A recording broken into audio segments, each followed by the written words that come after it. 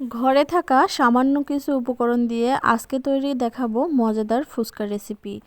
এই ফুচকা বাহির থেকে কিনে খেতে গেলে অনেক চড়া দামে কিনে খেতে হয়, কিন্তু ঘরেই এমন কিছু উপকরণ আছে, সেসব উপকরণ দিয়ে আজকের এই ফুচকাগুলো তৈরি করে দেখাবো।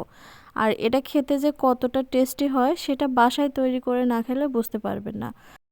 একবার এই ফুচকা বাসায় তৈরি করলে আর বাহির থেকে কোনোদিনও খেতে চাইবেন না। আর বানানো যে কতটা ইজি সেটা তো দেখলেই বুঝতে পারবেন। আর বাহিরে যে ফুচকাগুলো কিনে খান, কথা দিচ্ছি তার চেয়ে বেশি টেস্টি হবে আজকের এই ফুচকা। তো চলুন মূল রেসিপিতে চলে যাই। প্রথমেই এখানে আমি ছোলার ডাল নিয়ে নিয়েছি। আপনারা চাইলে বুটের ডাল বা ডাবলি ডাল যে কোনো ডালই নিয়ে নিতে পারেন। আর পানিটা কেমন দিছি সেটা দেখে নিশ্চয়ই বুঝতে পারছেন। আর এখানে কিন্তু আমি একটা আলুও দিয়ে দিয়েছি। আর সামান্য পরিমাণে লবণ আর হলুদ দিয়ে এটাকে একটু নেড়েচেড়ে মিশিয়ে নিয়ে তারপর ঢাকনা দিয়ে ঢেকে একটু সিদ্ধ করে নেব। তো ঢাকনা আটকে আমি 3টা সিটি দিয়ে নিচ্ছি। 3টা সিটির বেশি দিলে বেশি গলে যাবে, তখন আর কিন্তু খেতে ভালো লাগবে না। তাই অবশ্যই চেষ্টা করবেন 3টা সিটি দেওয়ার। আর ডালটা কিন্তু আমি আগে থেকে 2-3 ঘন্টার জন্য ভিজিয়ে রেখেছিলাম।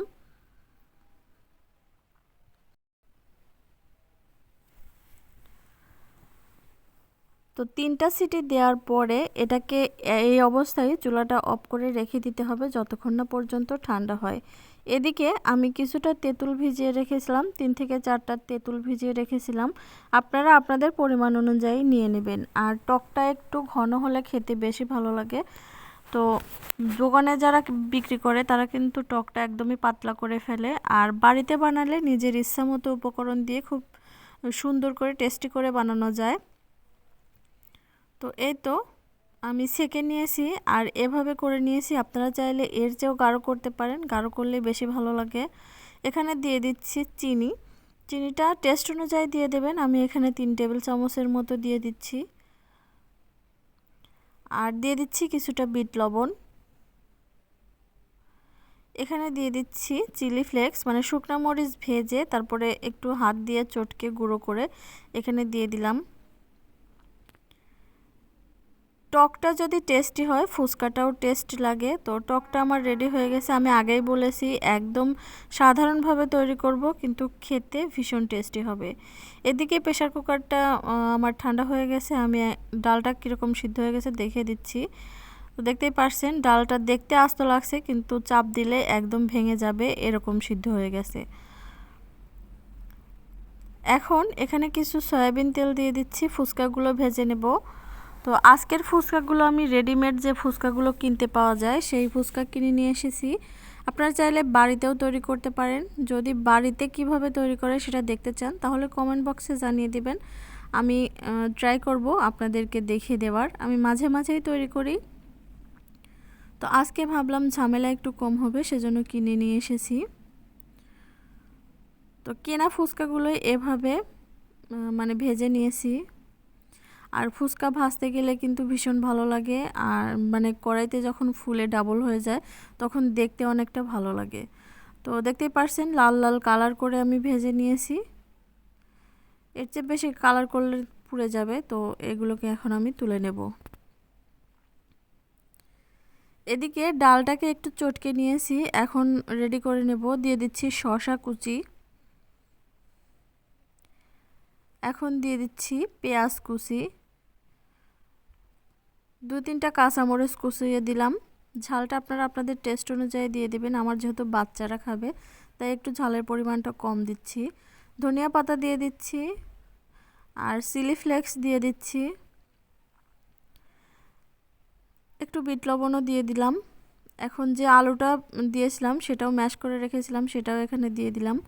অবশ্যই আলুটা দেওয়ার চেষ্টা করবেন, আলুটা দিলে খেতে বেশি ভালো লাগে। আর এখানে দিয়ে দিচ্ছি যে আমাদের যে ম্যাজিক মশলাগুলো পাওয়া যায় সেই মশলা থেকে একটু মশলা দিয়ে দিলাম। এটা স্কিপ করলেও হবে, মানে দিলে থাকলে দেবেন, না থাকলে না দেবেন। এখন একটু টক দিয়ে দিচ্ছি এখানে, দিয়ে তারপর ভালো করে মিক্স করে নিচ্ছি। একটু টেস্ট করে দেখে নিতে পারেন সব কিছু ঠিকঠাক আছে নাকি। ঝাল লবণ লাগলে পরে আবার দিয়ে দিতে পারবেন। এখন এই তো আর কি, এখন ফুচকাগুলো ভাঙবেন আর ডালটা ভরে টক দিয়ে সার্ভ করে দেবেন। এভাবে একদিন হলেও বাসায় ট্রাই করে দেখবেন। এটা বানাতে দেখলেন তো কোনো রকম কোনো ঝামেলা নেই, আর খেতে যে কতটা টেস্টি লাগে সেটা আপনারা বাসায় তৈরি করলেই বুঝতে পারবেন। শীতের দিনে এরকম ফুচকা খেতে কিন্তু সবারই বেশ ভালো লাগে। তো বাহিরে বাহির থেকে না কিনে ঘরে যদি এভাবে বানানো যায়, এটা খুব হেলদিও হয় আর সাশ্রয়ীও হয়। তো উপর থেকে একটা সিদ্ধ ডিম আমি এভাবে গ্রেট করে দিয়ে দিচ্ছি। এটা দিলে খেতে তো ভালো লাগেই, তার সাথে দেখতেও বেশ সুন্দর লাগে, দেখতেই পারছেন কতটা সুন্দর লাগছে। এখন ইচ্ছে মতো টক দিয়ে এটাকে সার্ভ করে দিয়ে দিতে পারবেন। আমার আজকের এই রেসিপিটা আপনাদের কাছে কেমন লেগেছে অবশ্যই কিন্তু কমেন্ট করে জানাবেন। ভালো লাগলে ফ্রেন্ডস অ্যান্ড ফ্যামিলিদের সাথে বেশি বেশি করে শেয়ার করে দেবেন। আর আমার চ্যানেলটা সাবস্ক্রাইব করে পাশে থাকা বেল বাটনটা অন করে দেবেন পরবর্তী ভিডিও পাওয়ার জন্য। সবাই ভালো থাকবেন। আল্লাহ হাফেজ।